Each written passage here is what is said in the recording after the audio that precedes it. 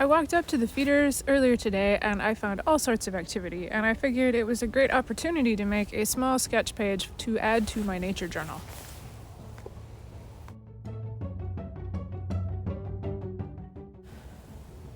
Here's some of the tools I grabbed. This was just a stub of pencil that was in my desk. This one looks like a softer 5B or so. And I started sketching. In this case, it was the squirrels that were holding my attention. And to begin with, they're a little tricky because you're thinking, okay, it's a squirrel. How am I going to do this? But just remember, it's simple shapes first. And once you get those simple shapes down, you can begin refining them and carving in some of the angles that make that shape into whatever animal or person that you're drawing.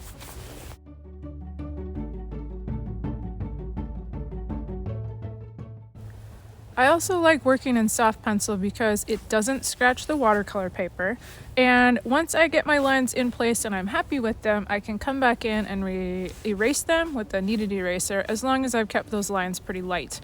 So if I use a harder pencil, I have to be even more careful to work lightly with that graphite so it doesn't create an impression in that paper. Next, I'm adding the feeder. I really enjoyed watching different birds fly into the feeder. I was able to map out the position of a chickadee pretty quickly, and chickadees have that very distinctive black cap and black chin, so that helped me define the angle that it was facing me. Kind of a neat angle on that perch. Thankfully, the feeder doesn't move, so I just try to get the basic shapes for the chickadee in and also map out lights and darks. So in this stage with the pencil, it's just figuring out a contour that makes sense for that subject and kind of playing around with how I'm going to plan out this page. The feeder isn't actually in this position, and that's okay. This is a little bit more imaginative, and it's just what's grabbing my interest. So I feel like this page is a little right hand heavy, so I'm going to try adding in another element over on the left. We've got some fun cardinals and other birds feeding on the ground. It's very interesting to watch who comes up and gets in the squirrel's space versus who's afraid of the squirrels, and the cardinals definitely are willing to boss those squirrels around. So I'm adding a cardinal into my sketch here.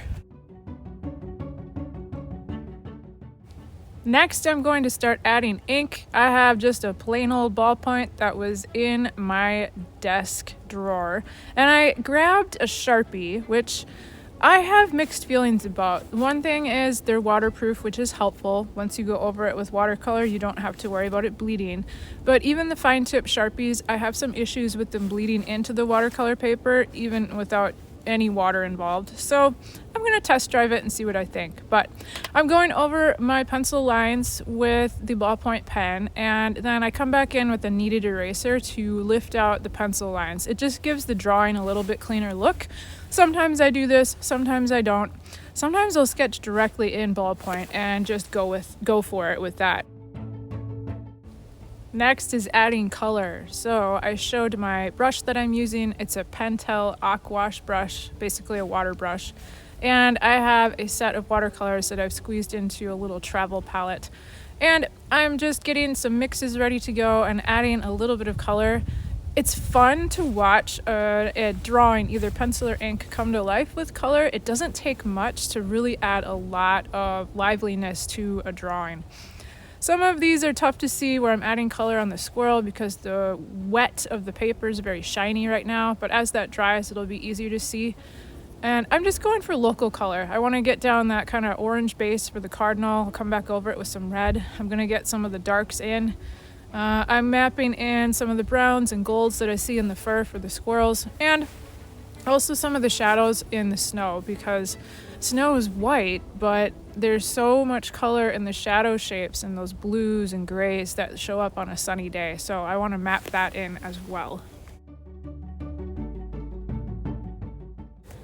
Watercolor is all about working in layers, and I have been working to be patient enough to let my layers dry. I'm going to change my brush size so I can start bringing in a larger brush and some more water for the background. But I'm going back to my subjects as they dry. I kind of keep an eye on that as I pop around different sections of the drawing or the painting, and I will move around when time allows. With painting the background, I'm doing kind of a hybrid of wet into wet and wet over dry.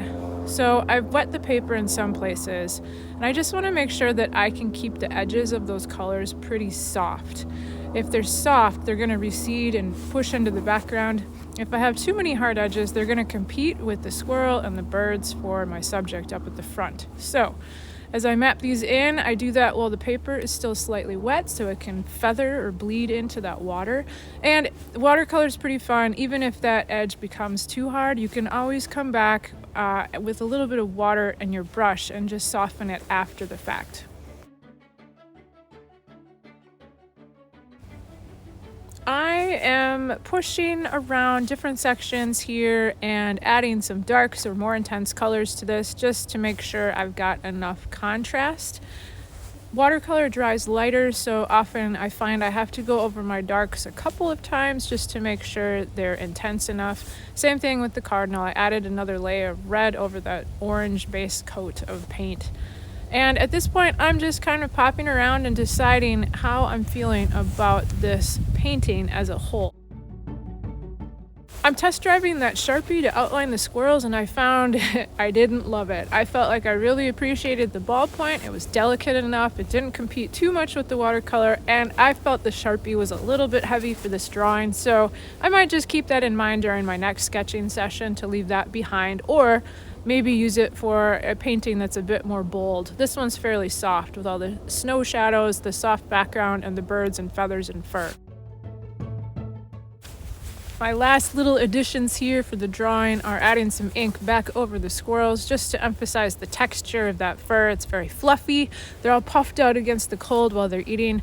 So I feel like that helps me get a little bit more contrast and a little bit more definition in that subject. It should help them grab the attention of whoever's looking at the drawing. And then just popping around, finishing up some of the lines, cleaning them up. And the very last thing I will add here, normally I do this at the beginning when I'm sketching, but I'm adding my location, the conditions, the weather, and then also some of the species that I've seen while I'm out on this sketching adventure. These are some of the techniques that I use in the field. I made this drawing indoors just for the sake of filming. It's a little bit tricky to have a tripod out in the woods, but I hope you enjoyed following along with me and watching as I create a very quick, simple sketch involving pencil, ink, and watercolor. Thanks for watching. Bye.